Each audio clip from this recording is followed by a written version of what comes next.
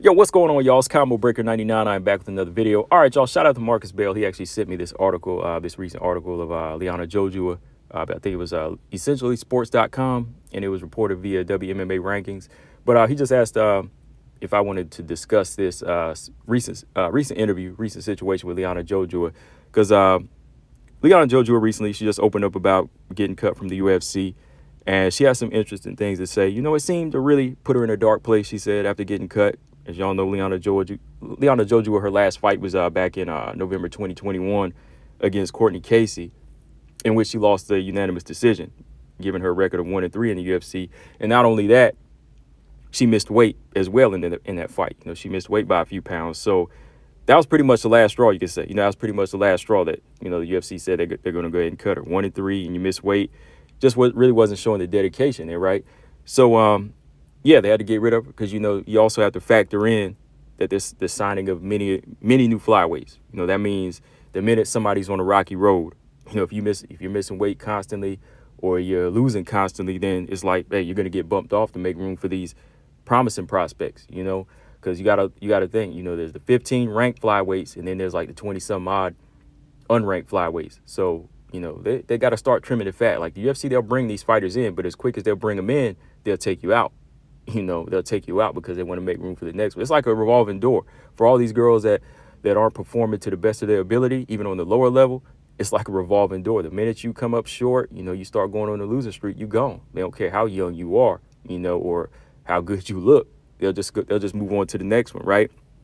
So that's kind of the situation with Liana Jojua. But let me pull up this article and just kind of read through it here. Just a few of the points that were the standout points here. Essentially sports.com. This is from WMMA rankings. Like I said, Liana Jojua said, for a week or two, I practically did not use the phone. I closed myself in and did not go out of this state and wasn't able to think about the future and make plans again. Of course, now my condition is much better. The UFC is the best organization in the world with the best fighters and the most media attention. I think this was a good period in my life. I learned a lot. After working on myself, I will try to return to the UFC. Then everything will be different. When I signed with the UFC, I was just 23 years old. Some people do not even dream of being in the UFC at this age, and I already have such a serious experience behind me. I have enough time to work on myself and get back in there. So yeah, you know, that's just kind of one of those situations where I think it will kind of put you in a dark state like that. Like as soon as you get cut, because it is kind of like almost the end of the world, right? You just lost your job, you lost your means of income, and like she brought up, it's considered the best organization in the world. You know, that's almost like being dumb, right? Right? You got like one of the best looking women in the world, you dating the best man in the world. You feel like you're on top of the world, but the minute y'all break up, you just kind of go in that dark state because that was supposed to be, you know, that was supposed to be your end game, right? That was your whole goal, right? You got with somebody that you cared about.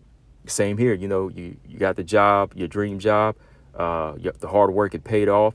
But the minute you kind of fell off, you know, you kind of put you in that dark state, right? So I understand that, but I think right now, I don't think this should be a time for her to really be like upset or depressed, which I'm glad that, you know, she's kind of out of that state because, you know, she did get that opportunity that, like she said, many fighters just dream of. You know, a lot of these fighters out there that, you know, they fight hard. You got a lot of good promising fighters with a lot of talent, you know, Tanisha Tennant, you know what I mean, that have trouble getting signed. You know, somebody like her, Tanisha Tennant, still hasn't got signed. You know, it shows a lot of skill and a lot of promise. So, you know, that's something that she does have to kind of cherish and just say, okay, you know, this isn't a time to be depressed. I did get that time to show myself at the UFC. I just came up short, right? Because as y'all know, she signed to the UFC back in 2019 when she was like 23. And, you know, that means that she did have something that caught the UFC's eye at least, right? So she can't be depressed about that because when they grab you at 23 years old, you know, there is something about you, right? There is something about you. The fact was she just really wasn't fully ready to grasp on for that ride. You know, she said it herself. Again, the UFC is the best organization in the world with the best fighters. So that means even coming into the lower tier, you got to be ready. You know, you got to be ready. You can't just say, oh, okay, I made it. As soon as they sign you, I made it. No, there's still like another long road that you have to cross. Like I always compare it to, you go through your middle school days, junior high days, right? Once you finish junior high, it's not over. You got to go to high school, right? Then you get into high school. You get from 9th, 10th, 11th, 12th grade, you graduate, it's not over. I mean, it can be there if that's where you want to end your, education at. But if you want to go to the next level, going to university, technical college, whatever, that's the next step.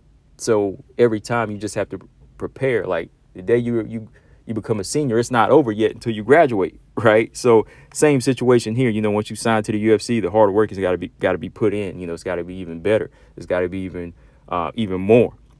So when she first came into the lower tier back in 2019, she still had to show, improve, and be ready, and not underestimate these unranked fighters that you face. Because as y'all know, Liana Jojua, she lost her debut against Sarah Morris, who isn't the best fighter, but has a lot of skill and experience under her belt. So that's still a big test. Jojua has to go in there and make a big statement, but, she came up short. She got stopped in the third round in that fight.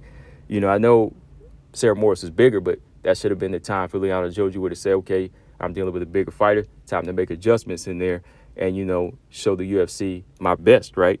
I can't let them down here. She did come back in her next fight. Diana Bell beat her. She scored a first-round finish in that one in 2020. A few months later, she came up short against another upcoming prospect, Miranda Maverick. Miranda Maverick making her debut, and she stopped her in the first round. She stopped Liana Jojua in the first round, so now she was 1-2. So now she loses to Courtney Casey.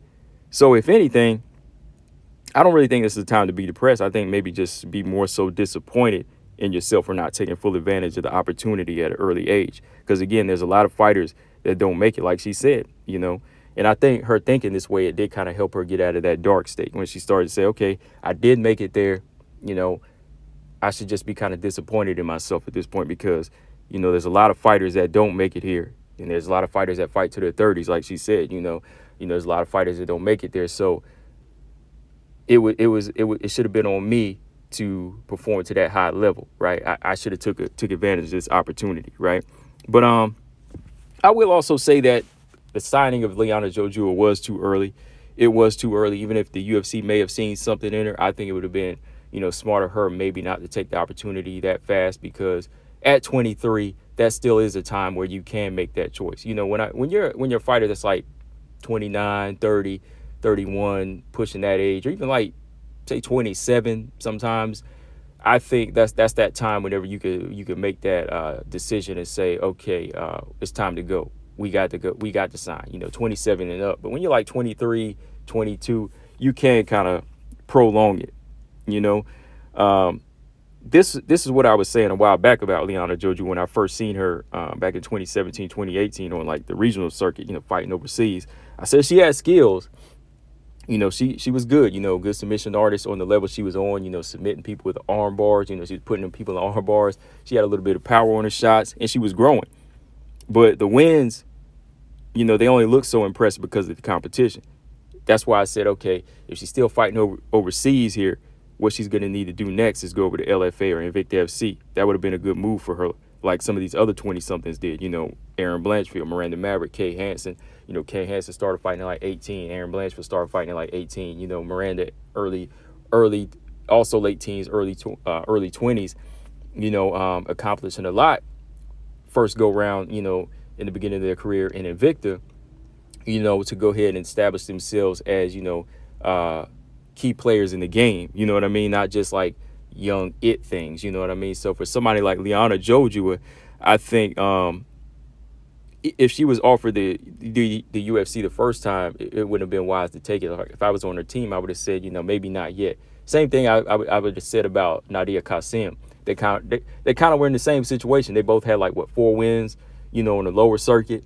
Then the UFC just called them up, and they say, we're gonna get him. We want you in here, right? We want you in here, and that's the one thing about signing that early in your career. That hard road isn't established. When that hard road isn't established, it's like a big eye opener for these fighters. It's almost like a shocker to them. When they find out they're not as good as they think. Like when they miss that hard road, like I said, the LFA days and the Invicta days, and they go straight from like a overseas organization straight to the UFC.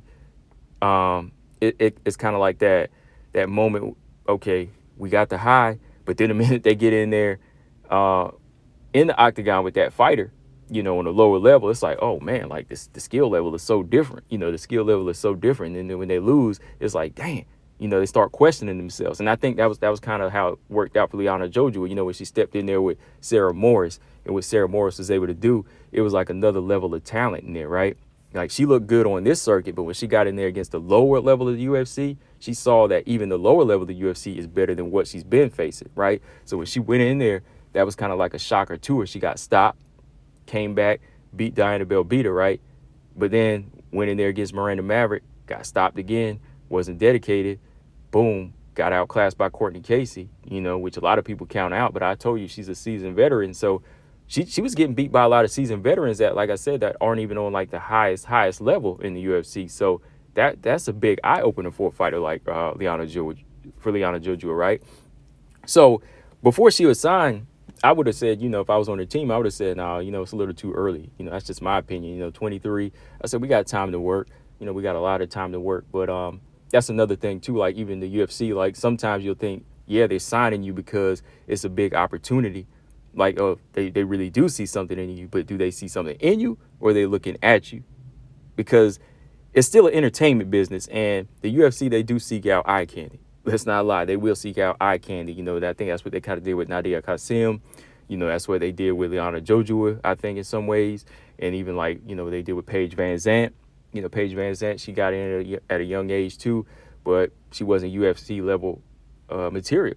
Same with Rachel Ostovich. So sometimes you have to say, okay, I could probably take this opportunity, but do I feel ready? And do they really see something in me? Or are they just thinking I'm just a pretty face? Like, because if they don't want to be seen as just a pretty face, then, they have to be wise to that too. If they know they're this pretty, sometimes these fighters say, oh, am I this pretty? Am I really this pretty? Or, okay, if I am, like, I have to know what these fighters or these organizations are looking for then, right? I'm just being real with it. That's how it is sometimes. Because, like, when I first seen Liana Jojua hit the scene, like I said, good fighter. She showed some skills, but I don't think she was ready. But then when I saw they signed her, I said, oh, they probably did sign her because of that. Let's be real. Yeah, right. But that's just how it goes in the game sometimes. You just have to know how to make those right moves and make sure you have the right team behind you. But moving forward from here, what should she do, Liana Jojua? Moving forward, it's not a time, like I said, it's not a time to get depressed. You lose it. Sometimes you will lose it. Sometimes you win some, but when you're only 26 years old, the only thing you can do is go back to work, go right back to work to try to get back into the UFC, and, just stay dedicated, just stay focused. Because towards the end there, Liana Jojua in those last couple fights just didn't seem like she was really staying dedicated. Just didn't really see like she was staying dedicated to even making weight. So, now she has this, just go back, get that focus, find out those mistakes and those weaknesses, go back and watch some tapes, what she does right, what she does wrong, and kind of go from there. Because Jojua, she still has a lot to offer. I think she still has a lot to offer. At 26 years old, it can either go up or it can go down. But I think she can still go up from here. She has decent stand-up, good ground game, good submission game. She's not a small flyweight. She's strong. Maybe potentially she could go up to bantamweight. The more and more she builds up her IQ. So yeah, just building up her IQ, committing to her pressure. Don't fight behind fighters. Don't be so predictable. I think she can make it. And by doing that, she's got to go back and earn those ranks by fighting in Invicta, in LFA. Emily Whitmire, she's going back. Lauren Mueller, she's going back. They've all gone back. Angela Hill, she's gone back. She became champion in Invicta FC and then came back to the UFC. She got cut once from the UFC, went back to Invicta, became a champion. Then the UFC called her right back, right? So it's possible. It's very much possible. You just got to go back and establish that road. Like I said, that road was kind of skipped when she went straight to the UFC.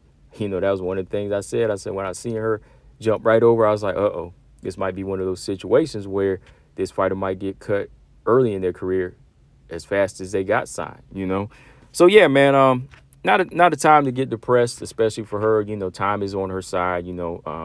I think it's just all about focus and getting right back in there. But, yeah, shout out to Liana Jojua for just admitting that, that she was kind of in a dark state after in a dark place after getting cut. But it'll be all right. It'll be okay.